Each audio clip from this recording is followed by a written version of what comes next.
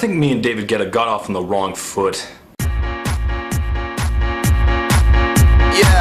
I mean, that's just bad luck, really, or more likely just my own ignorance. When I was first introduced to the Ibiza superstar French DJ and producer, I didn't know that he'd been making hits in Europe for years. I didn't know he helped produce one of my guiltiest pleasures of all time. I was completely unaware of his previous oeuvre of work when he first started having American hits. And what was that first hit?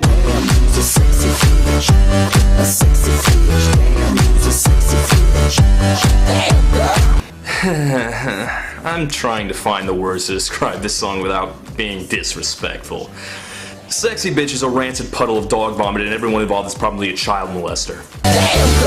If I had to make a list of the top 10 worst songs I've ever reviewed, I'd probably reserve 2 or 3 places for Sexy Bitch. A song so bad that it made America finally say, you know what, maybe this whole Akon thing was a mistake. Considering all the other terrible songs that Akon unleashed on the world without consequence, that's quite a feat. The lyrics were inane, the vocals were awful, and the production was tired and monotonous. I just hated it all around, and because of that, I initially pegged David Guetta as the Michael Bay of music, pumping out loud, insulting, offensive product devoid of substance or meaning. Hell, he even looks like Michael Bay. It's an understandable conclusion, right? But that was 2 years ago, and now that I have more experience with Guetta, I realize that those initial impressions were way off, so I'm gonna try and be the bigger man and admit I was wrong. Understandably wrong, but still wrong, and I'll take the hit for thinking that Sexy Bitch was a fair representation of his work, because it's not. David Guetta isn't awful. He's boring. He's intensely boring. I can't think of any other big name artist who makes music as mechanical or robotic, which is impressive considering how many of his peers present themselves as actual literal robots. And even worse than just writing boring music, he has an amazing ability to recruit other singers and make them boring too. From turning the vivacious, demented Nicki Minaj into an anonymous house diva, to making the very first Usher song I ever heard where I didn't even recognize him, David Guetta has perfected the ability of draining the life force of everyone he comes across. I kind of imagine him as Dr. Robotnik, taking poor defenseless artists and turning them into mindless automatons. The only person who's ever worked with him and managed to sound like themselves is Flo Rida, and that's only because he had no personality to lose in the first place. I don't even dislike any of these songs because that would imply that they get a reaction out of me. Which brings us to his latest. Now, trying to do an analysis of a David Guetta song is like trying to do an artistic critique of a printer test page, but this is the job I chose, so today, let's look at his most recent hit, Personal Strength song number 25455B, known by us humans as Titanium, and featuring some chick named Sia. Now, for the last few weeks, I've been hearing this song, and I think in all honesty, it might be one of Guetta's best. Whoa, wait a minute, wait. Did I hear someone say something about Sia? Oh, hi, Pa. Yeah, Sia, that's the name of the person I'm reading here. Why, have you heard of her? Yeah. Why have you not heard of her? Like, I only really listen to, like, top 40 radio. It's the only station I get in my car. Although I am saving up to get one of those iPod things I keep hearing about. Well, it seems your little pop song review show has to be taken over by someone who knows something about real music. Listen close.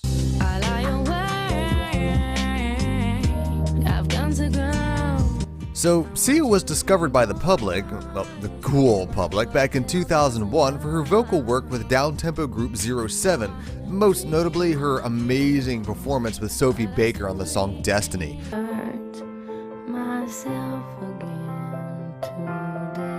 From there, Sia became indie pop's new darling girl with her big solo albums, which gradually got bigger and bigger to the point of being sold in Starbucks, and which led her away from the smooth, jazzy sounds to more boisterous dance tunes.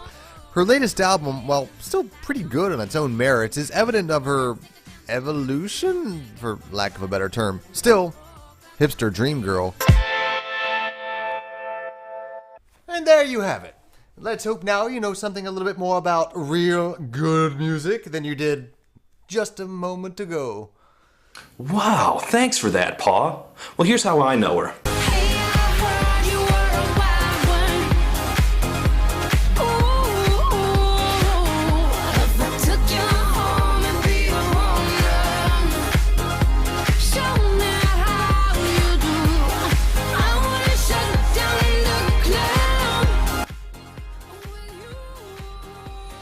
Why would you do this to me? That came out this year, man. Don't you just love that hilarious over-singing? It's like she's making fun of him. Hey, I heard you were a wild one. Ooh. And now she's making shitty dance music with European DJs. Isn't that great? But I have all her CDs. I'm gonna have to burn them now. Oh, relax. This song isn't that bad.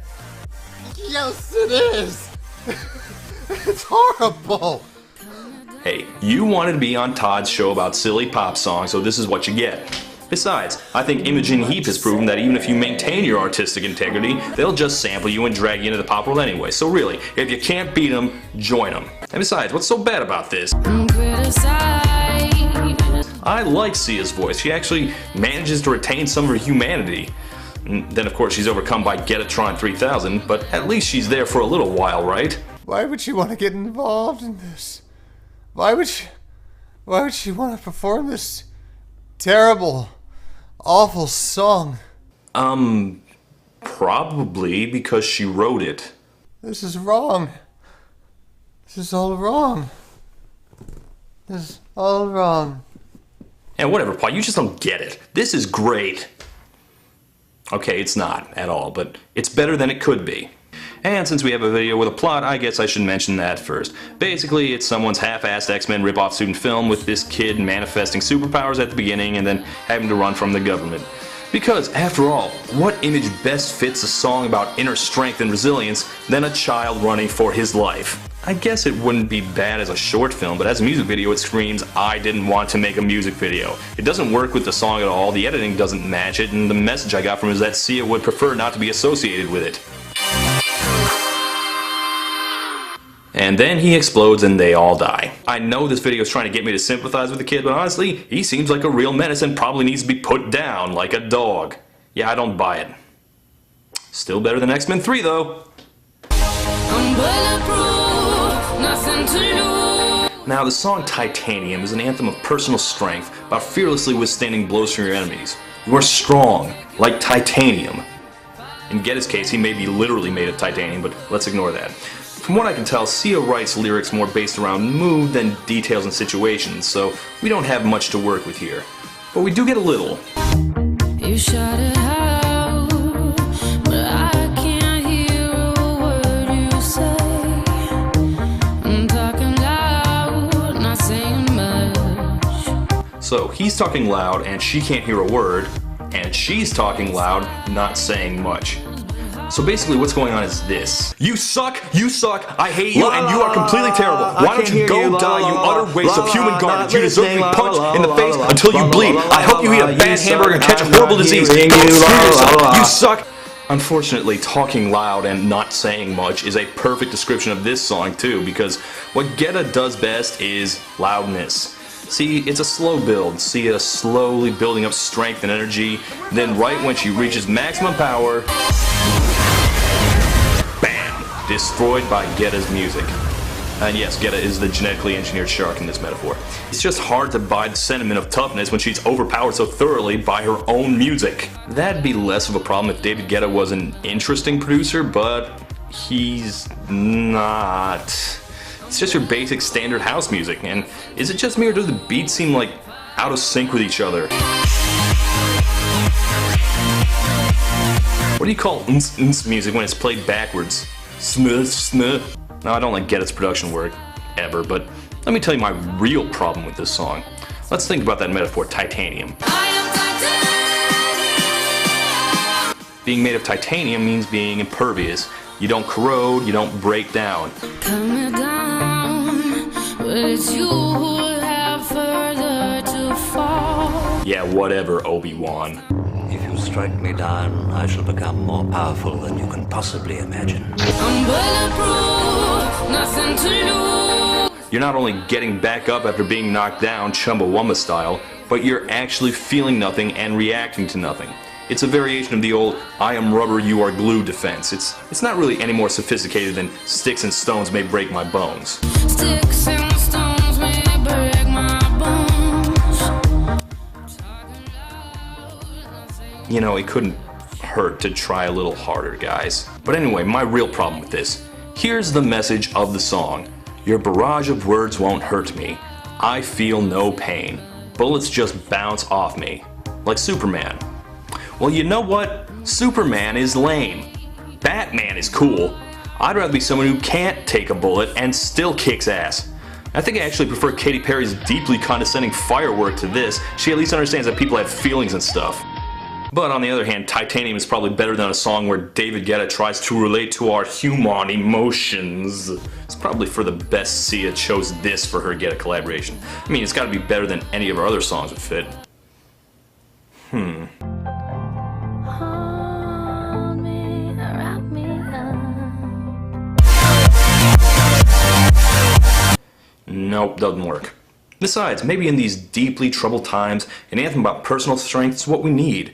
About standing strong, about not backing down, about... Stone heart, machine gun, firing at the ones who run. Actually, maybe what we need in these troubled times is for this song to not be played for a while. Just a thought. It's a frustrating song. I like the build-up way more than the payoff. I guess you could call it a slow burn if you mean burning in the sense of an unpleasant rash. I'm not even sure I would call this song flawed. It's just not being played in the right place. It belongs on a dance floor. Now, if I was listening to this on a dance floor, I wouldn't object, but I don't go out clubbing and I still hear it. It's like listening to Christmas music in March. It doesn't fit. David Guetta's music should be inside clubs, like a quarantine, so that it doesn't infect the rest of the world.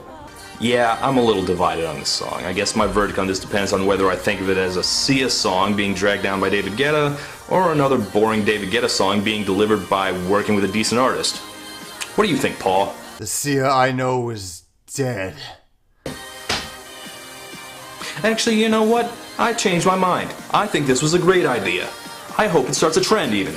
Vice can start having guest verses from Pitbull, Regina Spektor can start shooting whipped cream from her boobs, Bjork can join the Black Eyed Peas. You know what, the more I think about it, the more I like it.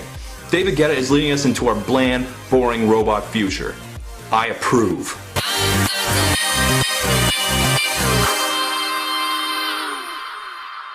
This time, baby, I'll be bulletproof. This time, baby. The Sia I know is dead. Dead! Not in a threatening way, just emotionally. Dead.